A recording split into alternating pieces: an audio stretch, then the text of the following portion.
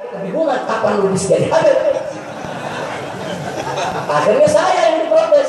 Padahal nggak ada pengurus FPI yang ngaku-ngaku Habib, nggak ada. Ya kayak Misbah ya kiai, Ustaz Sobri ya Ustaz, ada Ustaz Arwin ya Ustaz. Cuma nih wartawan kalau lihat FPI udah Habib udah. Masya Allah. Kadang-kadang ada Al-Si Malakama disebut Habib udah. Jadi ini sekaligus klarifikasi saudara, jangan nggak ada. Jadi nggak semua pengurus FPI itu Habib. FPI ini bukan lembaga nasab, bukan. FPI ini bukan ahli nasab. Ahli nasab ada orangnya, lembaga nasab ada tempatnya. Nah, mereka yang beritahu. Ya cuma memang di FPI mereka yang nasabnya sudah sabit disepakati oleh para ahli nasab wajib untuk kami akui dia sebagai Habib.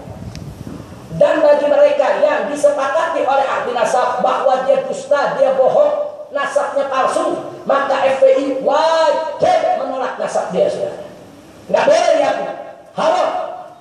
Yang berdiri nggak boleh jadi pengurus di FPI sudah. Kalau dia sudah berani berbohong kepada Allah dan Rasulnya, bagaimana kepada perjuangan? Jangan. Tapi ada model ketiga, ini bukan bidang FPI. Orang yang nasabnya diperselisihkan.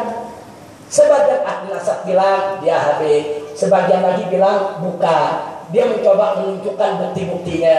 Hanya bukti-buktinya dianggap oleh lembaga nasab kurang kuat. Nah sehingga akhirnya saudara dia tidak bisa diakui sebagai Habib, tapi juga tidak dituduh sebagai pembohong. Wallahu a'lam. Cuma Allah yang tahu. Bisa jadi nasabnya benar, bisa jadi nasabnya enggak. Untuk yang seperti ini FPI mutawakkif, FPI abstain, enggak ikut campur.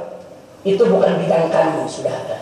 Kami serahkan kepada Allah Subhanahu wa taala, hanya Allah yang tahu. Karena itu saya serukan melalui majelis ini, mereka yang sudah tahu dirinya bukan habaib, haram, Anda mengaku-ngaku sebagai keturunan Rasulullah, mal'un, dilaknat.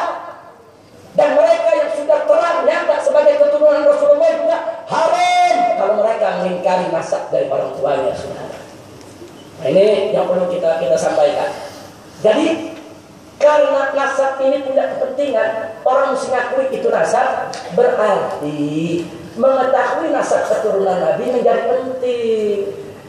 Untuk apa? Untuk dia menjaga hadis Nabi ini. Jangan sampai yang bukan ngaku, jangan sampai yang benar nggak tahu, saudara, kan berbahaya. Bagaimana caranya? Yang benar turunan Nabi tahu dirinya turunan Nabi. Yang bukan turunan Nabi sadar kalau dirinya bukan turunan Nabi.